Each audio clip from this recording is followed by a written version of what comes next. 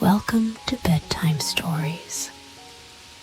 Get into a comfortable position. Take a few deep breaths, inhaling through your nose and exhaling through your mouth. As you breathe, let the tension and stress melt away from your body. With each exhale, allow your body to sink deeper into a state of relaxation. Take one more deep breath. As you exhale, allow your mind to drift into a peaceful, restful state. Let go of any thoughts or worries. Continue breathing slowly and steadily as you sink deeper and deeper into a state of relaxation and calm. Allow yourself to drift off into a peaceful sleep. The Adventures of Tom Sawyer. Tom. No answer. Tom. No answer. What's gone with that boy? I wonder. You, Tom. No answer. The old lady pulled her spectacles down and looked over them about the room. Then she put them up and looked out under them. She seldom or never looked through them for so small a thing as a boy. They were her state pair, the pride of her heart, and were built for style, not service. She could have seen through a pair of stove lids just as well.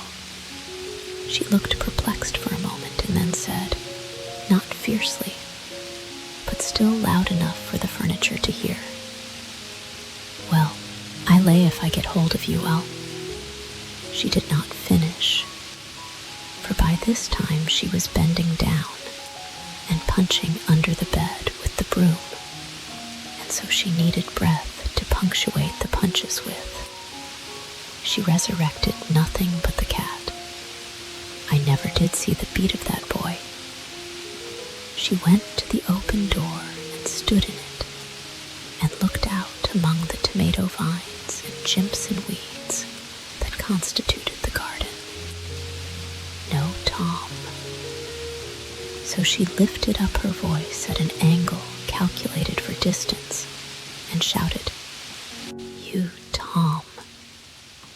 There was a slight noise behind her, and she turned just in time to seize a small boy by the slack of his roundabout and arrest his flight. "There, I might have thought of that closet. What you been doing in there?" "Nothing." "Nothing. Look at your hands and look at your mouth. What is that truck?" "I don't know, Aunt." "Well, I know. It's jam. That's what it is. 40 times I've said if you didn't let that jam alone, I'd skin you. Hand me that switch." The switch hovered in the air. The peril was desperate. "My, look behind you, Aunt." The old lady whirled round and snatched her skirts out of danger. The lad fled on the instant, scrambled up the high board fence, and disappeared over it. His Aunt Polly stood surprised a moment, and then broke into a gentle laugh. "Hang the boy. Can't I never learn anything? Ain't he played me tricks enough like that for me to be looking out for him by this time? But old fools is the biggest fools there is. Can't learn an old dog new tricks, as the saying is. But my goodness, he never plays them alike, 2 days. And how is a body to know what's coming? He appears to know just how long he can torment me before I get my dander up. And he knows if he can make out to put me off for a minute or make me laugh, it's all down again, and I can't hit him a lick. I ain't doing my duty by that boy, and that's the Lord's truth. Goodness knows. Spare the rod and spile the child, as the good book says. I'm allaying up sin and suffering for us both. I know. He's full of the old scratch, but laws in me. He's my own dead sister's boy, poor thing. And I ain't got the heart to lash him somehow. Every time I let him off, my conscience does hurt me so. And every time I hit him, my old heart most breaks. Well, man that is born of woman is of few days and full of trouble, as the scripture says, and I reckon it's so. He'll play hooky this evening, and I'll just be obliged to make him work tomorrow, to punish him. It's mighty hard to make him work Saturdays, when all the boys is having holiday. But he hates work more than he hates anything else. And I've got to do some of my duty by him, or I'll be the ruination of the child. Tom did play hooky, and he had a very good time. He got back home barely in season to help Jim, the small colored boy, saw next day's wood and split the kindlings before supper. At least he was there in time to tell his adventures to Jim, while Jim did 3/4 of the work. Tom's younger brother, or rather half-brother, Sid, was already through with his part of the work, picking up chips, for he was a quiet boy and had no adventurous, troublesome ways, while Tom was eating his supper and stealing sugar as opportunity offered. Aunt Polly asked him questions that were full of guile and very deep, for she wanted to trap him into damaging revealments. Like many other simple-hearted souls, it was her pet vanity to believe she was endowed with a talent for dark and mysterious diplomacy, and she loved to contemplate her most transparent devices as marvels of low cunning. Said she, "Tom, it was middling warm in school, warn't it?" "Yes'm." "Powerful warm, warn't it?" "Yes'm." "Didn't you want to go in a swimming, Tom?" A bit of a scare shot through Tom, a touch of uncomfortable suspicion. He searched Aunt Polly's face, but it told him nothing. So he said, "No, well, not very much." The old lady reached out her hand and felt Tom's shirt and said, "But you ain't too warm now, though." And it flattered her to reflect that she had discovered that the shirt was dry without anybody knowing that that was what she had in her mind. But in spite of her, Tom knew where the wind lay now. So he forestalled what might be the next move. Some of us pumped on our heads. Mine's damp yet, see? Aunt Polly was vexed to think she had overlooked that bit of circumstantial evidence and missed a trick. Then she had a new inspiration. "Tom, you didn't have to undo your shirt collar where I sewed it to pump on your head, did you? Unbutton your jacket." The trouble vanished out of Tom's face. He opened his jacket. His shirt collar was securely sewed. "Bother, well, go along with you. I'd made sure you'd played hooky and been a-swimming. But I forgive ye, Tom. I reckon you're a kind of a singed cat, as the saying is. Better'n you look, this time." She was half sorry her sagacity had miscarried, and half glad that Tom had stumbled into obedient conduct for once. But Sydney said, "Well now, if I didn't think you sewed his collar with white thread, but it's black." "Why, I did sew it with white, Tom." But Tom did not wait for the rest. As he went out at the door, he said, "Siddy, I'll lick you for that."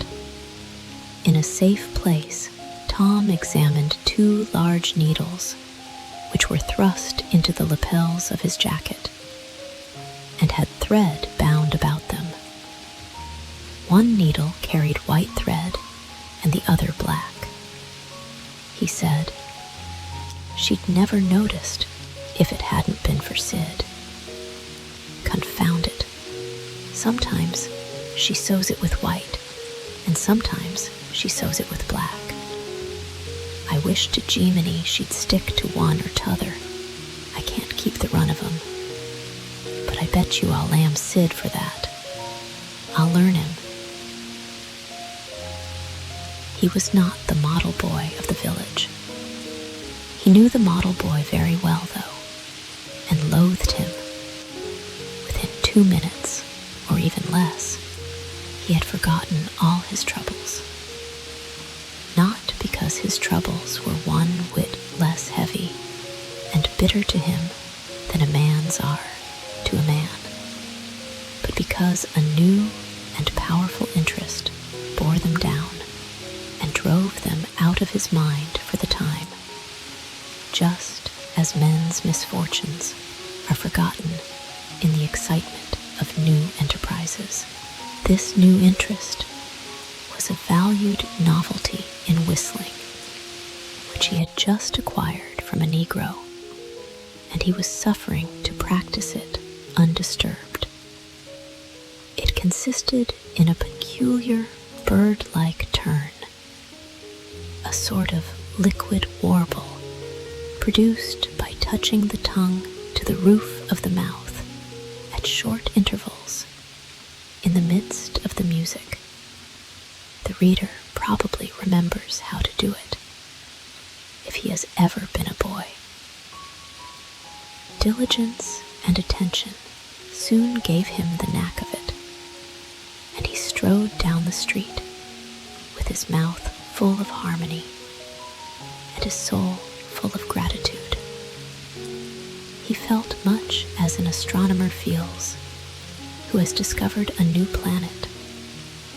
No doubt, as far as strong, deep, unalloyed pleasure is concerned, the advantage was with the boy, not the astronomer. The summer evenings were long. It was not dark yet. Presently, Tom checked his whistle.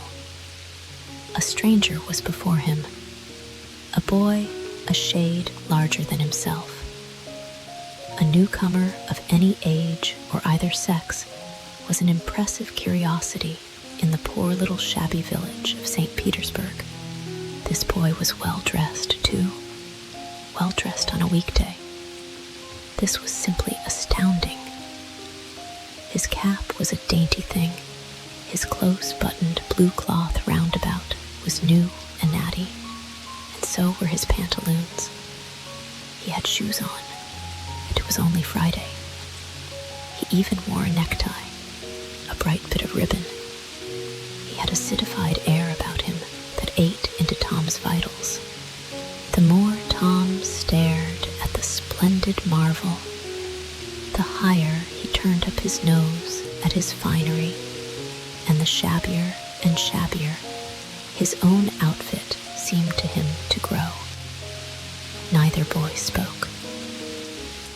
If one moved, the other moved, but only sidewise, in a circle. They kept face to face and eye to eye all the time. Finally, Tom said, "I can lick you. I'd like to see you try it." "Well, I can do it." "No, you can't either." "Yes, I can." "No, you can't." "I can." "You can't." "Can." "Can't." An unconscious uncomfortable pause. Then Tom said, "What's your name?" "'Tisn't any of your business, maybe." "Well, I 'low I'll make it my business." "Well, why don't you?" "If you say much, I will." "Much, much, much there now." "Oh, you think you're mighty smart, don't you? I could lick you with one hand tied behind me if I wanted to." "Well, why don't you do it? You say you can do it." "Well, I will, if you fool with me." "Oh, yes. I've seen whole families in the same fix. Smarty. You think you're some now, don't you? Oh, what a hat. You can lump that hat if you don't like it.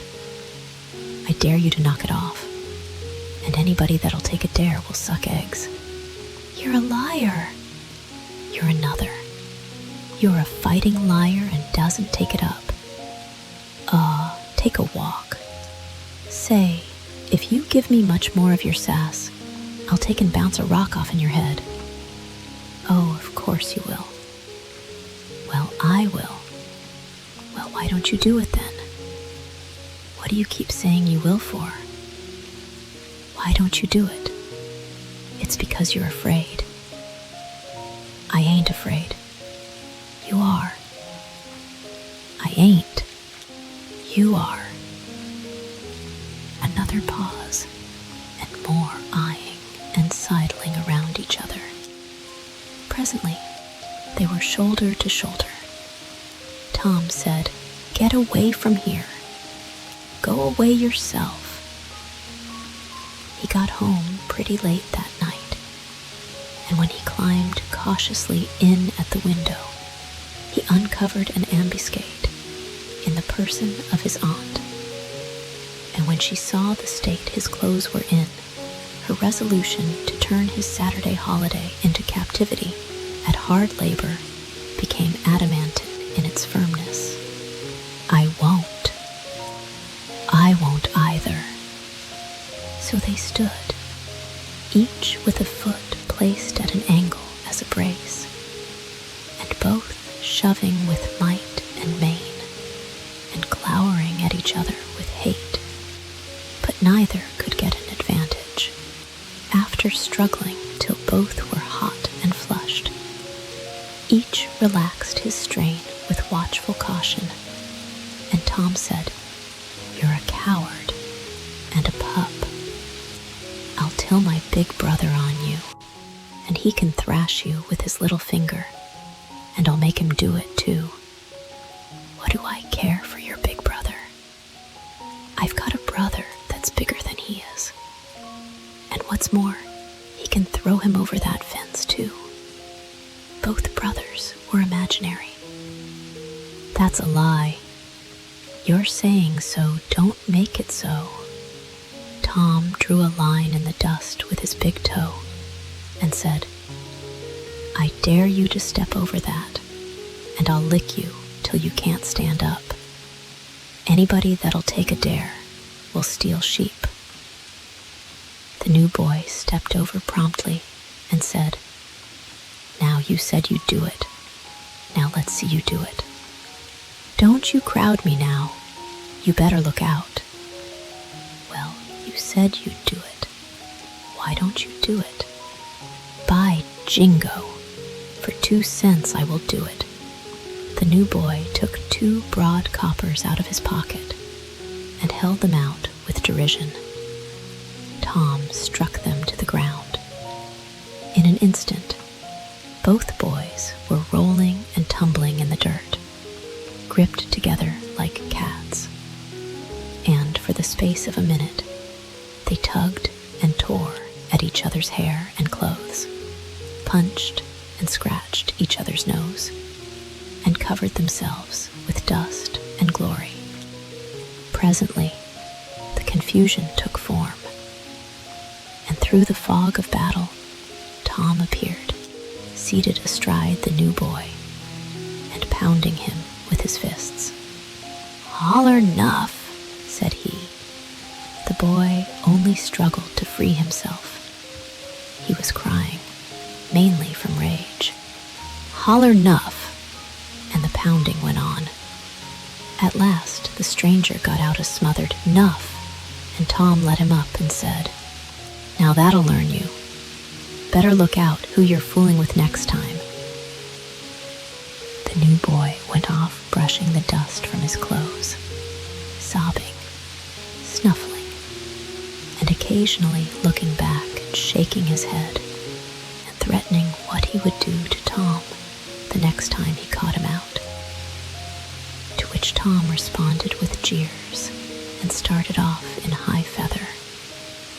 And as soon as his back was turned, the new boy snatched up a stone, threw it, and hit him between the shoulders, and then turned tail and ran like an antelope. Tom chased the traitor home, and thus found out where he lived. He then held a position at the gate for some time, daring the enemy to come outside. But the enemy only made faces at him through the window and declined. At last, the enemy's mother appeared and called Tom a bad, vicious, vulgar child and ordered him away. So he went away, but he said he'd loud to lay for that boy. He got home pretty late that night, and when he climbed cautiously in at the window, he uncovered an ambuscade in the person of his aunt. And when she saw the state his clothes were, in her resolution to turn his Saturday holiday into captivity at hard labor, became adamantine in its firmness. Rest well.